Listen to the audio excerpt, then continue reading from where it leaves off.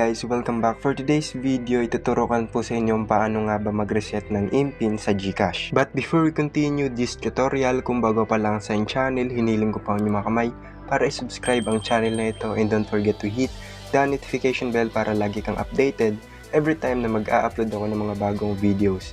And without further ado, let's get started. So ngayon mga paps, ang unang natin gagawin is pupunta tayo sa GCash.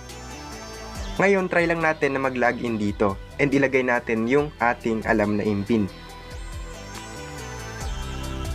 Ngayon, dahil nga nakalimutan na natin yung IMPIN natin and mali na yung nalagay natin, ito yung lalabas. Sabi dito, incorrect IMPIN entered.